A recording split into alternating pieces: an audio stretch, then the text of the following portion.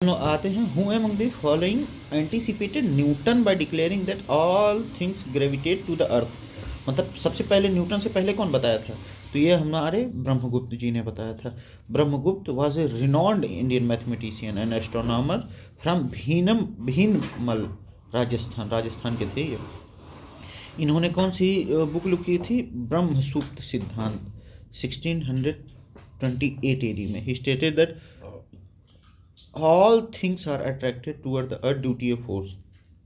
मतलब सारी चीज़ें अर्थ की तरफ अट्रैक्ट होती हैं किसी एक बल द्वारा। ठीक, this idea was a precursor to Newton's law of universal gravitation. ये यही आइडिया जो है जन्म देता है न्यूटन के ग्रेविटेशन थ्योरी को। ठीक, यूनिवर्सल लॉ ऑफ ग्रेविटेशन को। आर्यभट्ट जी के बारे में देखा जाए, ही डिस्क्राइब अर्थ रोटेशन। इन्होंने अर्थ के रोटेशन के बारे में बताया था। ठीक, वराहमिहिर ग्रेट एस्ट्रोनॉमर रॉट बृहत संहिता। इन्होंने बृहत संहिता लिखा था और उसमें उन्होंने एस्ट्रोलॉजी और प्लानिटरी मूवमेंट के बारे में बताया था। ठीक, बुद्धगुप्त कोई वो नहीं मिलता है। Who gave the theory of gravity? Gravity की थ्योरी किसने दी? Isaac Newton. Sir Isaac Newton. In 1687, Sir Isaac Newton published the book Philosophy Naturalis Principia Mathematica, where he formulated the universal law of gravitation. ठीक, अब देखिए F equal to G m1m2/r²। ठीक, अब इसमें gravitational universal gravitational constant कितना है? 6.674 into 10⁻³ -11 Newton metre square per kilogram square. ठीक, m1 m2 क्या है? मासेस ऑफ टू ऑब्जेक्ट्स है। r क्या है? डिस्टेंस बिटवीन देम है। अब देखिए ये यूनिवर्सल ग्रेविटेशनल कांस्टेंट कितना? 6.674 into 10⁻⁻11 newton metre square per kilogram square. ठीक, ये यूनिवर्सल ग्रेविटेशनल कांस्टेंट है। चार्ल्स न्यूटन, ये कोई साइंटिस्ट नहीं थे। चार्ल्स बेबेज, इनको फादर ऑफ कंप्यूटर्स कहा जाता है। इन्होंने डिफरेंस इंजन और एनालिटिकल इंजन की खोज की। जॉन एडम्स, इन्होंने क्या? Discovery of Neptune. ठीक, who proposed the universal law of gravitation? ये अपने न्यूटन जी ने किया था। ठीक, आइंस्टीन ने रिलेटिविटी की थ्योरी दी थी। Newton formulated universal law of gravitation based on Kepler's law and Galileo's observation. ठीक, his work unified celestial and terrestrial mechanics, proving the same force govern both planetary motion and falling objects on earth. Galilei ने क्या experiment किया था? Gravity के leaning tower of Pisa and studied free fall but did not propose law of gravitation. ठीक, Nicolaus Copernicus ji ने heliocentric theory दी थी। In De Revolution Orbium Coelestium but did not formulate gravity. Albert Einstein ji ने 1950 में general theory of relativity दी थी। Who redefined the gravity as curvature of space time rather than force. मतलब कि ये स्पेस टाइम का कर्वेचर है, force का कर्वेचर नहीं। इन्होंने थ्योरी ऑफ रिलेटिविटी के according. Why can't astronauts stand erect in space? क्योंकि वहाँ ग्रेविटी है ही नहीं। In space object experience micro gravity near weightlessness because they are in free fall around earth. ठीक, this result in floating astronauts and weaker muscles over time. Vicious force of the atmosphere in, क्योंकि space के पास कोई atmosphere है ही नहीं तो वहाँ कोई फोर्स कैसे लगेगा? Solar wind is weak and does not affect body posture. Atmosphere low pressure does not cause weightlessness. If an apple is released from an orbiting spaceship it will move along with spaceship at the same speed. ठीक, क्योंकि centripetal force रहता है, खींचता रहता है, और अर्थ के movement की वजह से वो भी मूव करता रहेगा। The apple and spaceship are both in free fall due to earth's gravity, so they move together at same speed. This is why astronaut experience weightlessness inside orbiting spacecraft. ठीक, और एक चीज़ और, मास से कोई इफेक्ट नहीं पड़ता है। जैसे पेंडुलम वाली हम लोगों ने थ्योरी पढ़ी थी, तो मास मैटर नहीं करता है। fall towards earth incorrect because both apple and spaceship share same orbital motion. ठीक, move at lower speed incorrect because objects maintain their initial velocity in orbit. ठीक, Move at higher speed, incorrect, unless an external force is applied. Why does the leaning tower of Pisa not fall? क्यों? The vertical line through the center of gravity falls within base. अब जैसे मान लीजिए थोड़ा सा टेढ़ा है, ठीक, लेकिन ये जो वर्टिकल लाइन है वो एकदम बेस पे ही गिरती है, मतलब ये जो बेस है वहीं गिरती है, इस वजह से वो फॉल नहीं करता. एन ऑब्जेक्ट्स, अब देखिए, an object remain stable as long as vertical line from its centre of gravity falls within base. अब देखिए, मान लीजिए ये है, ये मान लीजिए मतलब टावर ऑफ पीसा है, ये सेंटर ऑफ ग्रेविटी है इसकी. अब ये जो लाइन है अगर ये यहाँ बेस पे ही गिर रही है तो ये तब तक नहीं, जब तक ये लाइन यहाँ नहीं गिरेगी तब तक ये फॉल नहीं होगा, ठीक. अब देखिए, the tower of Pisa leans but does not fall because the centre of gravity is still within its base, ठीक. If it leans further the COG will, centre of gravity will move out causing it to collapse. अगर और थोड़ा सा टेढ़ा होगा तो क्या होगा कि सेंटर ऑफ ग्रेविटी जैसे ही, मतलब उसकी लाइन बेस से अलग होगी, वो गिर जाएगा. Explanation, tapered at the top incorrect because tapering does not affect stability. Large base area partially correct क्योंकि but the key factor is center of gravity alignment. Center of gravity at lowest position incorrect since the tower is not in its lowest energy state, ठीक. If the earth sun distance were twice, ठीक, the current value, अच्छा, if the earth sun distance, earth और sun का distance जो है were twice the current value, मतलब अगर ये दो गुना होता the gravitational force between them would be, मतलब उन दोनों के बीच में ग्रेविटेशनल फोर्स कितना होता. अच्छा देखिए, ये F इक्वल इन्वर्सली प्रोपोर्शनल था R स्क्वायर के, ठीक. हम लोगों ने पढ़ा था कि R स्क्वायर के. अब जैसे मान लीजिए 2 गुना हो गया, यानी कि 2 गुना, यानी कि 2R हो गया. अब F इक्वल टू कितना हो गया, 4R स्क्वायर हो गया.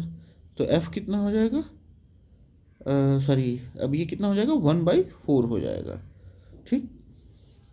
G क्या हो जाएगा, 1/4 हो जाएगा. 1/4 of is what is now from Newton's law of gravitational F equal to Gm1m2/R square, ठीक. इन्वर्सली प्रोपोर्शनल था ये, सॉरी. तो इस तरीके से twice as large incorrect, the force decreases with distance. 4 times as large inverse square law applies. Half of what is now correct factor is 1/4. Ancient Indian mathematician anticipated gravitational concept. Newton's law of gravitational revolutionise physics. Microgravity affect astronauts leading to weightlessness. Orbital motion follows Kepler's law impacting satellites and space travel. Stability of structure depends on center of gravity alignment, ठीक. If an object is falling from above, its weight remains. अगर कोई object मतलब ऊपर से गिर रही है तो उसका वेट तो सेम ही रहेगा.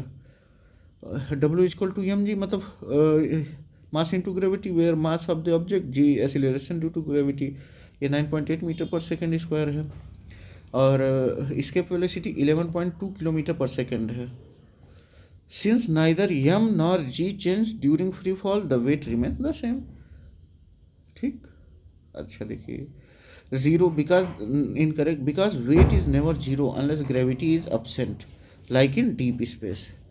Change होता है. Incorrect because the weight depends on gravity which remains constant near earth surface, ठीक. If a feather, a rubber ball and a wooden ball are falling freely from the same height in a vacuum. अच्छा, से vacuum में गिर रहा है तो ये समझिए कि all 3 will reach the ground together, क्योंकि वैक्यूम है, कोई वो नहीं है, एयर रेसिस्टेंस नहीं होगा, तो तीनों क्या सेम मतलब स्पीड से गिरेंगी, ठीक. In a vacuum absence of air resistance all object experience the same gravitational acceleration. G equal to 9.8 metre second per second. Since acceleration is independent of mass, the feather, rubber ball and wooden ball fall at the same rate and reach the ground simultaneously, ठीक. Galileo, देखिए, acceleration is independent of mass, मास से उसका कोई मतलब नहीं है, ठीक. Galileo Galilei demonstrated this principle in 1519 at the Leaning Tower of Pisa. The Apollo 15 moon landing experiment 1971 confirmed this by dropping a hammer and feather on the moon, where both landed at the same time. मतलब Apollo 15 mission पे एक हथौड़ी और एक मतलब वो feather दोनों drop किया गया, लेकिन ये दोनों क्या है सेम टाइम पे उस पे लैंड हुई. ए बी सी ऑप्शन क्यों incorrect? Because mass does not affect free fall speed in vacuum. ठीक. Pieces of equal size of wood, wax and iron fall from the same height. Which one will reach the surface of earth first? तीनों क्या है reach same time पे करेंगे, क्योंकि वहाँ gravity से effect करती है. W equal to M G. ठीक. तो ये जो ग्रेविटी है वो कांस्टेंट होती है. ठीक. तो तीनों क्या सेम टाइम पे वो लैंड करेंगे. In ideal conditions, no air resistance. All objects fall with same acceleration. G is equal to 9.8 meter per second square. Mass and density do not affect free fall time. ठीक. Thus, wood, wax and iron will reach the ground simultaneously. Two balls of iron and wood are the same weight are dropped from the same height in air. तो क्या? अच्छा, air की बात कर रहा है यहाँ देखिए. ठीक. तो क्या होगा? जो जिसका वजन ज़्यादा होगा या जिसकी डेंसिटी बहुत वो होगी, मतलब वो जल्दी फॉल करेगा. तो इसमें क्या आयरन और वुड, वेट किसका ज़्यादा है? आयरन. तो इसका रेसिस्टेंस एयर नहीं झेल पाएगा ज़्यादा. वुड का वेट कम रहेगा. तो क्या वुडन बॉल्स फॉल्स लेटर, मतलब आयरन पहले गिर जाएगा और वुडन बॉल क्या है बाद में गिरेगा. The air heavier object with smaller surface area experiences less air resistance. The iron ball has a smaller volume and is denser, so it encounters less air drag and falls faster than the wooden ball. The wooden ball has a larger surface area leading to higher air pressure and a slower fall. ठीक. अब ये देखते हैं ये option देखते हैं. They reach the ground at the same time incorrect है, क्योंकि in air but correct in a vacuum में सही है, एयर में गलत है. One falls first and other later. वे does not specify which fall first. ठीक. They reach after some gap, partially correct but lacks specifically. ठीक. Two balls, A 10 किलोग्राम का है, B 1 किलोग्राम का है, are dropped from 20 meters. Which reaches first? अब भाई यहाँ एयर और उसकी बात हो नहीं रही है वैक्यूम की, तो हम स्टैंडर्ड मानक मानेंगे. ठीक. मतलब स्टैंडर्ड मानक इस वजह से मानेंगे क्योंकि वही है थ्योरी ही. तो हम both A and B will reach at same time पे भरोसा करेंगे. अब देखते हैं both A and B will reach at same time. जैसे Galileo's law of falling bodies state that gravitational acceleration is independent of mass. ठीक. Two object of different masses falling freely near the surface of the moon would. अब देखिए यहाँ भी air का वो नहीं दर्शाया गया है. ठीक. तो और मून पे क्या है, कोई एटमॉस्फेयर भी नहीं है. तो क्या होगा, have the same velocity at any instant. ठीक. क्योंकि वहाँ ग्रेविटी का कोई मतलब है नहीं. ठीक. क्योंकि ग्रेविटी का वहाँ ग्रेविटी भी क्या सेम रहेगी. The moon have the same velocity at any instant. The moon has gravity G equal to 1.6. अपने यहाँ 9.8 मीटर पर सेकेंड स्क्वायर था, यहाँ 1.62 मीटर पर सेकेंड स्क्वायर है. बट नो एयर रेसिस्टेंस, यहाँ रेसिस्टेंस है नहीं. Since the acceleration due to gravity is same for all objects, their velocities remain at same at every instant. This was experimentally confirm during Apollo 15 mission 1971 when a hammer and feather fell together on the moon. ठीक. अब और options के बारे में देख लें. Have different acceleration incorrect because gravitational acceleration is constant. Undergo a change in inertia incorrect because inertia is a mass dependent but remains constant for an object. Experiment forces of the same magnitude incorrect because force depends on mass. F equal to mg. ठीक. अब ये देख लिया जाए. Free fall in vacuum, all objects fall at same rate regardless of mass. Effect of air resistance, larger surface area equal to great resistant is equal to slower fall. ठीक. Galileo's falling body experiment proved acceleration due to gravity is independent of mass. मतलब gravity की वजह से जो acceleration हो रहा है वो मास पे डिपेंड नहीं करता. ठीक. वो सबके लिए सेम रहता है. Apollo 15 hammer feather test confirm Galileo's theory on moon. on moon. Newton's law of gravitation, F is equal to G m1 m2 by r square, where force depends on mass and distance. जो force है वो मास और distance पे depend करता है और दूरी पे इन्वर्सली डिपेंड करता है. जी जो है वो हमेशा कांस्टेंट रहता है, मतलब किसी भी एक सरफेस पे.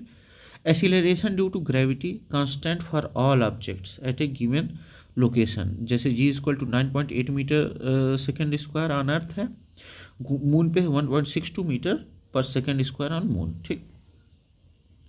The weight of a human being on the moon is 1/6 of that on earth. क्यों? द मून, हाँ मतलब है ये, the moon does not have gravity like earth. बिल्कुल सही, दोनों सही है. The moon does not have gravity on, have gravity है, ग्रेविटी है, हर ऑब्जेक्ट के पास ग्रेविटी होता है. ठीक. इसका 1.62 मीटर पर सेकेंड स्क्वायर है, अपने 9.8 मीटर पर सेकेंड स्क्वायर है.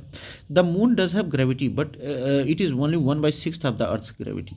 The gravitational acceleration on moon is 1.62 metre पर सेकेंड स्क्वायर. ठीक.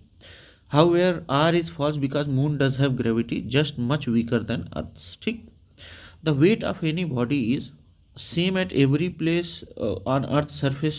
नहीं, ग्रेविटी सबसे कम होती है इक्वेटर पे. ये मान लीजिए अर्थ है तो सबसे कम होती है इक्वेटर पे और सबसे ज़्यादा होती है पोल्स पे.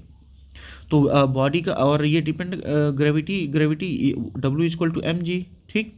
तो ग्रेविटी क्या है, सबसे ज़्यादा कहाँ लगेगी, सबसे अधिक पोल्स पे है तो मैक्सिमम एट पोल्स रहेगी. ठीक. Weight of an object is W equal to mg depends on gravitational acceleration which varies slightly on earth due to ellipsoidal shape. ठीक. ये जो एलिप्सोइडल शेप है उसकी वजह से. Earth flattened at the poles and bulges at equator, oblate spheroid shape. मतलब ये क्या है, पोल्स पे फ्लैट है. ठीक. और इक्वेटर पे बल्ज है. ठीक. Gravitational acceleration G equal to G m1 m2 मतलब बाई आर स्क्वायर. ठीक. As G increases weight also increases. जैसे जैसे G इंक्रीज होगा वेट भी क्या होगा, इंक्रीज होता जाएगा. Same at every place on earth surface, गलत है because G varies with latitude. More on equator, गलत है. G is minimum at the equator due to centrifugal force. किसकी वजह से, centrifugal force. More on mountains than in plains, incorrect because G decreases with altitude. जितनी ऊंचाई होगी या जितनी गहराई होगी उतने पे वो घटता जाएगा, दोनों कंडीशन में घटता जाएगा. ठीक. Maximum at poles. Gravitational acceleration is higher at the poles than the equator due to two main factors. कौन कौन सा?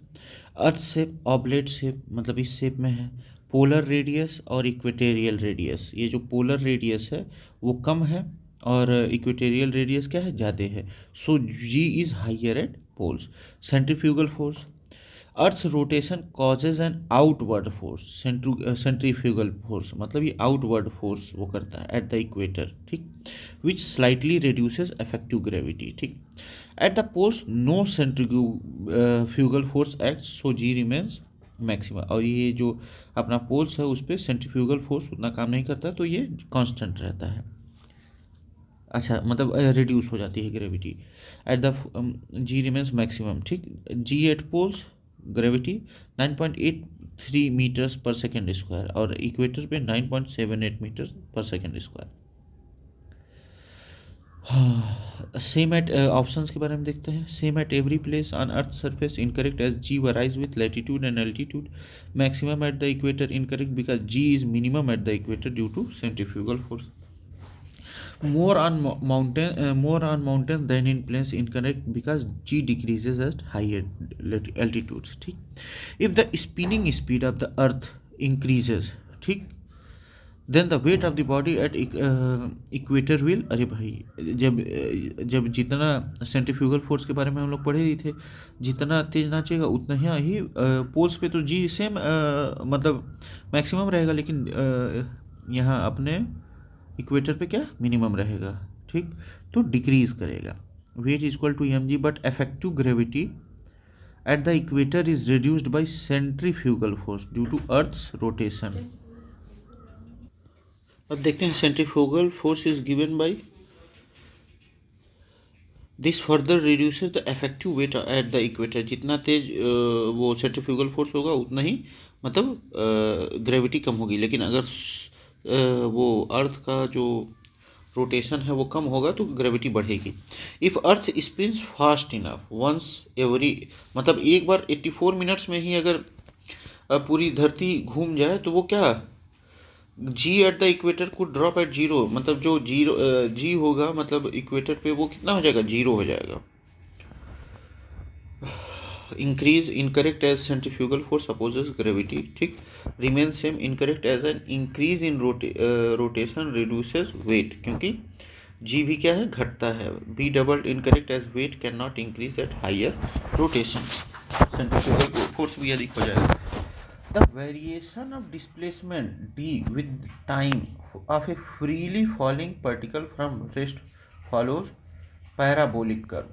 D is directly proportional to t square. A freely falling object follows the kinematic equation. क्या d is equal to 1/2 gt square, ठीक। जैसे linear graph d is proportional to t, incorrect as velocity not displacement increases linearly. Exponential graph incorrect as free fall does not follow exponential growth. Decreasing function incorrect as displacement always increases with time, ठीक। तो एक parabolic curve बनेगा, ठीक। Weight variation on earth, maximum at poles, minimum at equator, ठीक। Moon's gravity 1/6 of Earth, so weight on moon is 1/6 of the Earth. Centrifugal force reduces weight at equator. Higher rotation decreases weight further. Free fall displacement d is equal to half gt square, resulting in a parabolic curve, ठीक। क्या parabolic curve बनाता है।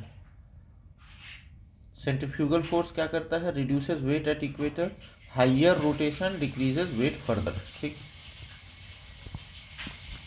A smooth plane is inclined at an angle theta with horizontal, ठीक। A body starts from the rest and slides down the plane, ठीक। The time taken to reach the bottom is क्या होगा, the acceleration along the inclined plane is इतना है, फलाना फलाना है, ठीक। इसका आंसर क्या होगा अभी मैं बताता हूँ, एक minute. A ball is dropped from the top of a building with an acceleration of 9.8 meter per second square. What is the velocity of its 3 second after? अरे भाई 3 सेकेंड आफ्टर वही होगा जैसे फाइनल वेलोसिटी क्या होगी, v equal to u plus a t, यानी कि अब u इनिशियल क्या थी, 0 थी, अब a क्या है अपना 0 प्लस a क्या है 9.8 इंटू 3, टाइम 3 था, तो v equal to 0 plus 9.8 into 3 कितना 29.4 मीटर पर सेकेंड, ठीक। तो कितना हो जाएगा 29.4 मीटर पर सेकेंड। अच्छा 9.8 मीटर पर second incorrect, this would be the velocity after 1 second. 9.6 this would be after 2 second. 39.2 this would be after 4 second. If the radius of the earth were to shrink by 1%, अगर 1% जो है अर्थ का जो radius है वो घट जाए, while keeping its mass the same, उसका मास जो है सेम रहे, what would happen to the value of an earth surface. अच्छा ग्रेविटेशनल फोर्स का क्या होगा, तो वो इंक्रीज करेगी 2%। Gravitational acceleration is given by G equal to G M by R square, ठीक। द न्यू ग्रेविटी वैल्यू क्या होगी तब, जब अगर ये घट जाएगा तो अब यम क्या हो गया 0.99 हो गया, ठीक। 0.99 हो गया तो ये क्या हो जाएगा, जी क्या हो जाएगा, अगर इसको सॉल्व करेंगे तो 1.02 जी हो जाएगा, ठीक। तो क्या होगा, इंक्रीज करेगा 2% से, ठीक। The acceleration due to gravity by a destructive earthquake will be, अच्छा acceleration due to gravity of a destructive, अच्छा तो वो कितना देखिए 9.8 मीटर पर सेकेंड स्क्वायर था, तो अब क्या सेंटीमीटर करना, तो 100 से हम लोग मल्टीप्लाई कर देंगे तो 980 सेंटीमीटर पर सेकेंड स्क्वायर हो जाएगा, ठीक। In strong earthquakes ground acceleration can exceed 9.8 metre पर सेकेंड स्क्वायर या 980 पर second square. Earthquake ground shaking is measured in peak ground acceleration, ठीक, कितना पीक ग्राउंड एक्सीलरेशन से। And catastrophic earthquake have reported the value above 1G, मतलब 9.8 metre पर second square से भी ऊपर मतलब नापा गया है। The mass of a body on earth is 100 kilogram. If acceleration due to gravity on the moon is, what is the mass of the body? तो इसका 1/6 हो जाएगा। अच्छा, मास तो सेम रहेगा, ठीक, जो बॉडी रहेगा अर्थ पे भी सेम रहेगा और वहाँ भी सेम रहेगा, ठीक। तो ये 100 kilogram. Mass remains constant regardless the gravity, only weight changes with gravity, ठीक। Weightlessness is zero gravity. Weightlessness occurs when an object experiences free fall, meaning there is no normal force acting on it. Example of weightlessness: astronauts on the International Space Station experience microgravity. Gravity. अब explanation देखा जाए. When gravity decreases, incorrect, क्योंकि because weightlessness occurs even in presence of gravity if an object is free fall. In vacuum, incorrect. Weightlessness depends on free fall, not on the presence of air. Okay, अब देखते हैं motion on an inclined plane क्या होगा. Motion on an inclined plane, time to slide down, कितना slide down करने में समय लगेगा. 1/sin theta √2h/g. Free fall velocity calculation कैसे. v=u+80 रीचिंग 29.4 मीटर पर सेकेंड आफ्टर 3 सेकेंड, ठीक. Effect on earth shrinking on gravity. If R decreases, अच्छा मतलब अगर आर जो है पृथ्वी का डिक्रीज करेगा 1%, तो जी कितना इंक्रीज करेगा 2% से. Mass versus wait.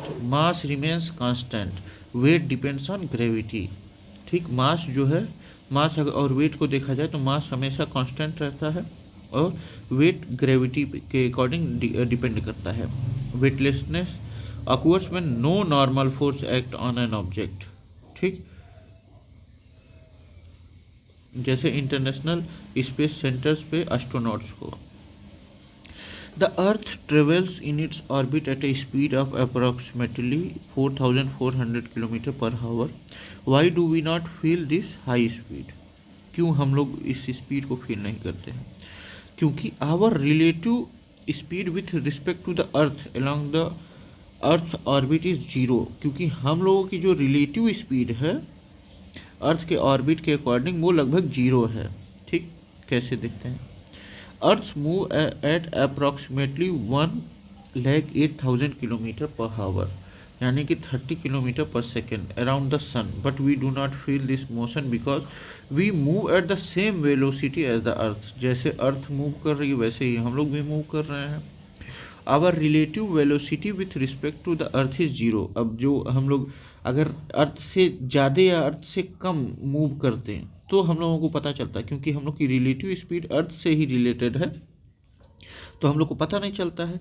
This concept follows Galilean relativity, which Galilean relativity follow करती है, which states that motion is only perceivable when there is a relative motion between observer and environment.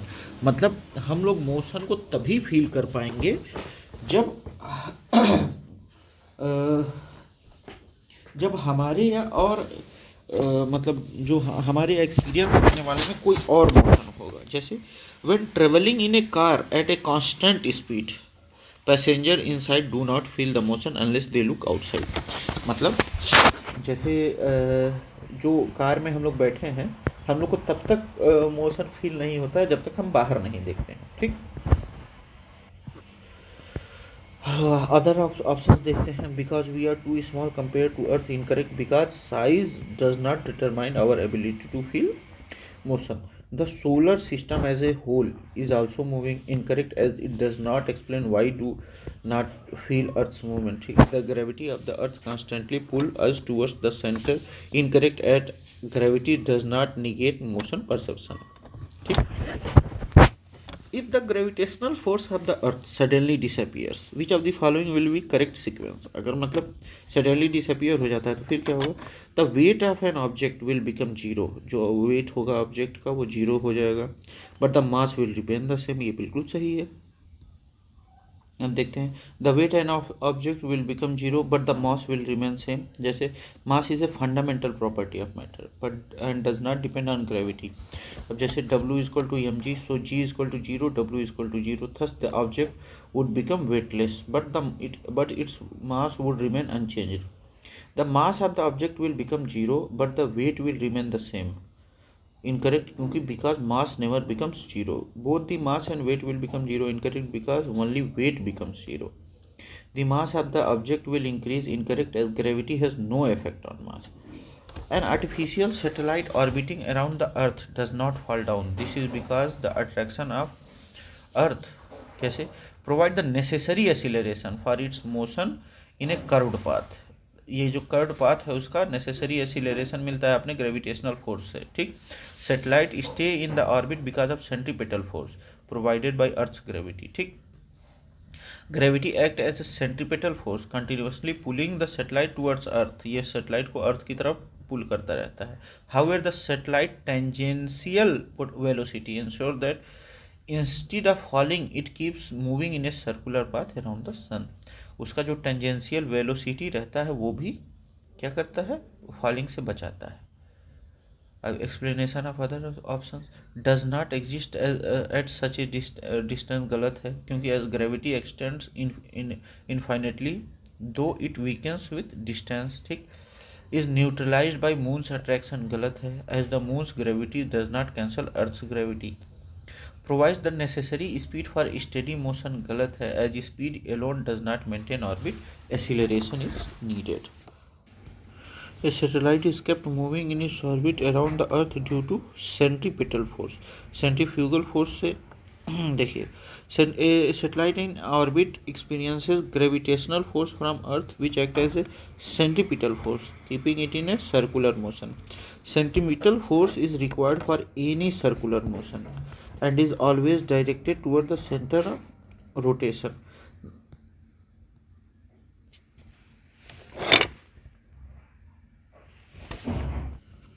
अब और देखते हैं सेंट्रीफ्यूगल फोर्स क्या. Incorrect, centrifugal force is a pseudo force and does not maintain the orbit. ठीक. Gravitational force और lack of it. Incorrect, because gravity is present and act as a centripetal force. ठीक.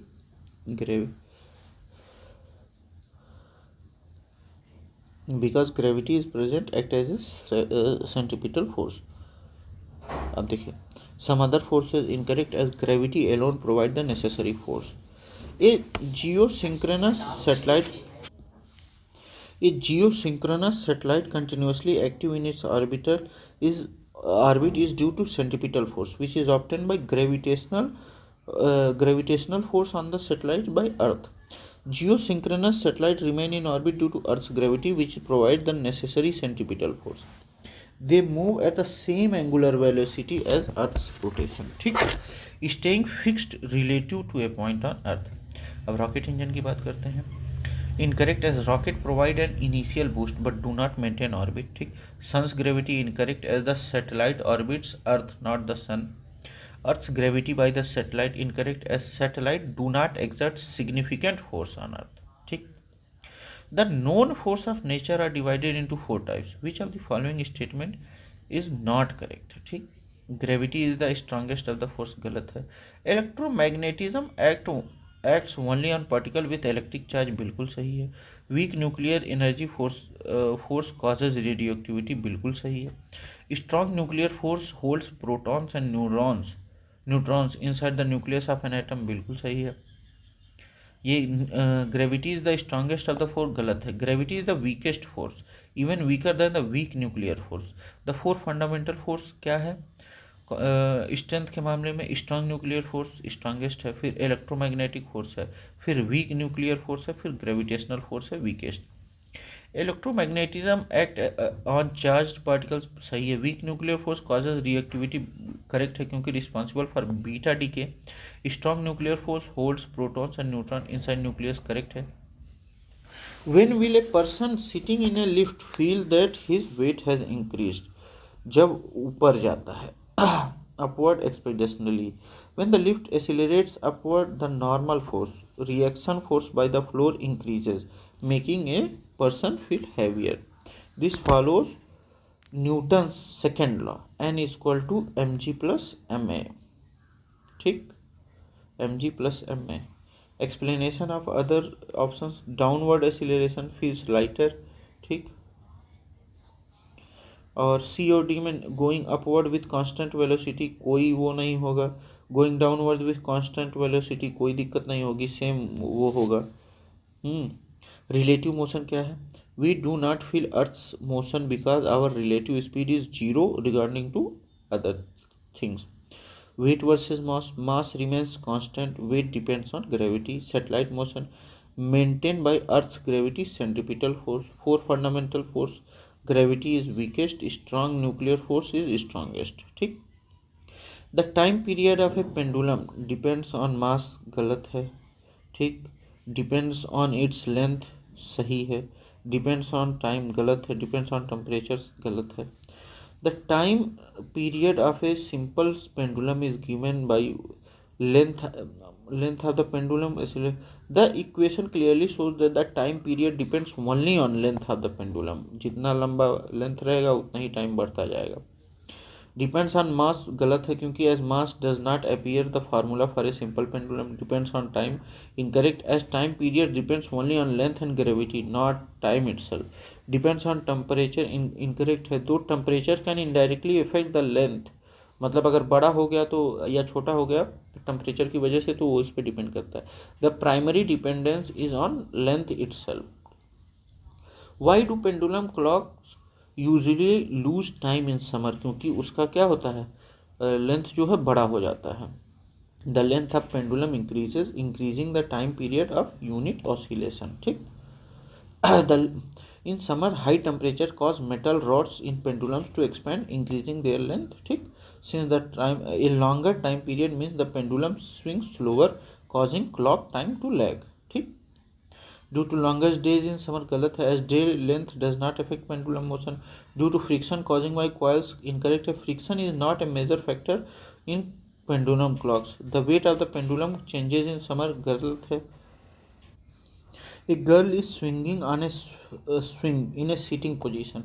When the girl stand up, the period of swing will be shorter. जैसे हम लोग झूला झूलते थे तो जब खड़े हो जाते थे और खड़े होके पेंग मारते थे तो वो मतलब पेंग मारने के बाद हम लोग बैठ जाते थे ताकि वो लंबा जा सके. लेकिन अगर खड़े हो जाते थे तो वो क्या होता था, कम हो जाता था. तो क्या होगा, swing will be shorter. When the girl stands up her centre of mass moves upward. उसका सेंटर ऑफ मास क्या होगा, अपवर्ड जाएगा, effectively reducing the length of the pendulum. ठीक. This means that the swing will oscillate faster leading to a shorter time period. ठीक. Longer होगा, options के बारे में देखते हैं. लॉन्गर होगा incorrect, a shorter length means a shorter time period. ठीक. Depend on the height of the girl incorrect, it depends on how much the length of the swing changes not just the height. Not change incorrect because changing the length affect the time period. ठीक. Consider the following statement about simple pendulum. The acceleration is zero when the bob passes through the mean position. ये लगभग सही है. In each cycle the bob attains a given velocity twice. लगभग सही है. Both acceleration and velocity of the bob are zero when it reaches it extreme position. गलत है. The amplitude of the oscillation of the simple pendulum decreases with sine. बिल्कुल सही है. Statement 1 को देखते हैं. At the mean position acceleration is zero because the restoring force mg sin theta is zero. However velocity is maximum at this point. मतलब भले यहाँ mean position पे एक्सीलरेशन जीरो हो लेकिन यहाँ वेलोसिटी क्या होती है, मैक्सिमम होती है. दूसरा स्टेटमेंट देखा जाए, ट्रू है क्योंकि the bob attains a given velocity twice, once while moving forward and again while moving backward. तो वो क्या हो जाता है, वेलोसिटी दोगुना हो जाती है. ठीक. इन each cycle the bob attains a given velocity twice. अब देखिए एक्सट्रीम पोजीशन पे ये वाला जो तीसरा था, in both acceleration and velocity of the bob B are zero when it reaches it extreme position. गलत होता है, क्योंकि एट एक्सट्रीम पोजीशन, जब एक्सट्रीम पोजीशन पे ऐसे मान लीजिए नाच रहा है, यहाँ आया, ये मीन पोजीशन है, यहाँ वेलोसिटी दुगनी होगी, अरे सॉरी मैक्सिमम होगी, ठीक। और यहाँ जब आएगा तो वेलोसिटी क्या होगी, जीरो होगी, लेकिन एक्सीलरेशन यहाँ मैक्सिमम होगा, as restoring force is maximum. अब due to air resistance the pendulum gradually loses energy leading to damping decreasing amplitude और टाइम, ठीक। अब ये देख लीजिए, time period of a pendulum T equal to 2πL/g depends only on length and gravity, ठीक।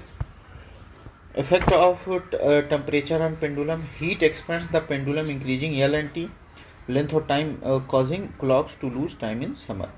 Pendulum swinging with a person standing, shorter length, shorter time period, faster swing। मतलब जब वो बढ़ जाएगा, मतलब जब खड़ा हो जाएगा कोई, तो क्या लेंथ क्या होगा, शॉर्टर होगा, और टाइम भी क्या होगा, शॉर्टर होगा, लेकिन स्विंग क्या होगी, फास्टर होगी। Simple pendulum dynamics, velocity is maximum at mean position, ठीक। Acceleration is zero at mean position, और amplitude decreases over time due to damping. अब देखिए एक्सट्रीम पोजीशन पे क्या होगा, एक्सीलरेशन मैक्सिमम होगा और वेलोसिटी जीरो होगी। A pendulum clock can run faster in winter, क्योंकि लेंथ जो होगा वो छोटा हो जाएगा। The time period of a simple pendulum is given by इतना in winter due to lower temperatures. The metallic rod contracts leading to decrease in length. A shorter length means a shorter time period, making the pendulum oscillate faster. This result in clock running faster in cold temperatures. Summer incorrect है, क्योंकि because the summer thermal expansor is increases making the clock run slower.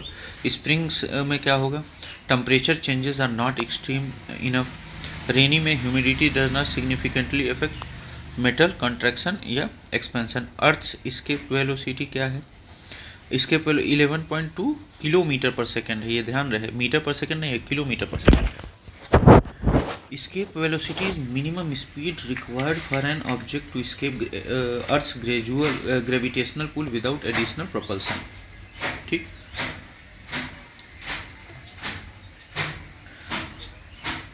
देखिए 21.1 kilometre क्या है, ये Jupiter का escape velocity है। 7 kilometre पर second ये लो अर्थ ऑर्बिटल स्पीड है।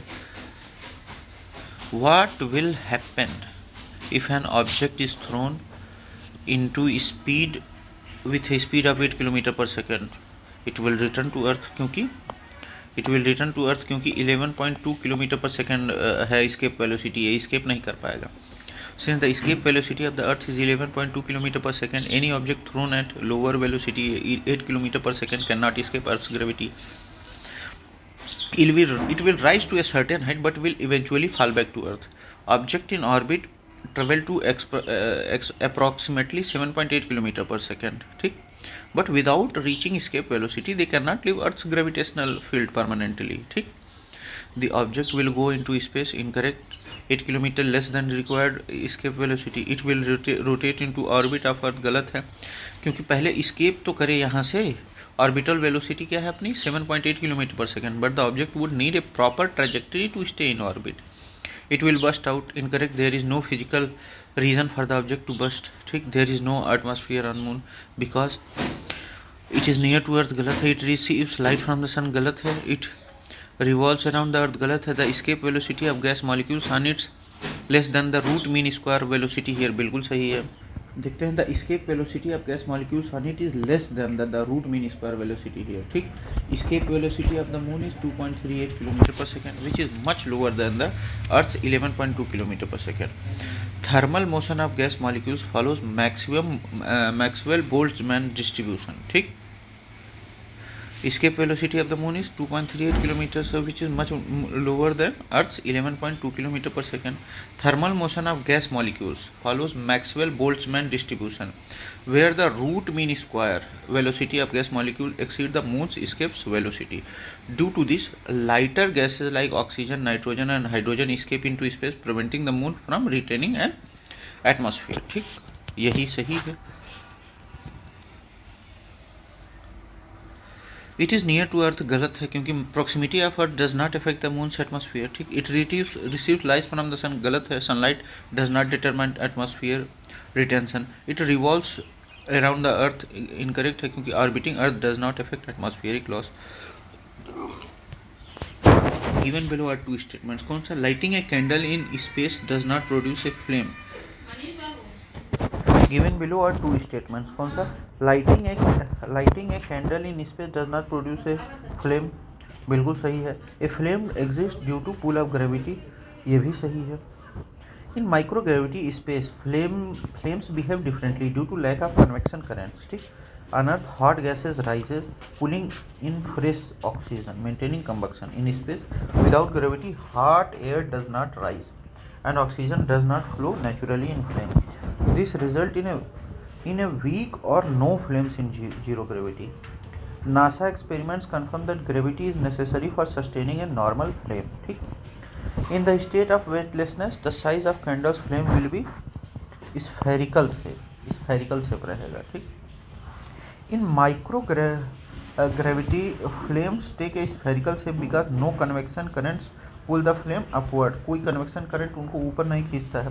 Combustion occurs equally in all directions, making the flame a round ball of light. इस वजह से ये spherical रहता है. अब देखते हैं longer incorrect as flame do not stretch upward in space. Smaller incorrect, the size depends on oxygen concentration. ठीक. कांस्टेंट इनकरेक्ट, फ्लेम से पोराइज विथ ऑक्सीजन अवेलेबिलिटी, ठीक। अब देखते हैं pendulum clock in winter. Contraction of the pendulum decreases its length making the clock run faster. Escape velocity of earth 11.2 kilometre पर second derive कहाँ से होता है? √2 GM/r। Moon's lack atmosphere, gas molecules exceed the escape velocity leading to atmospheric loss. Candle flame space spherical shape due to absence of convection currents in microgravity, ठीक है। अब यहाँ हम लोग खत्म होता है। Thank you, bye bye.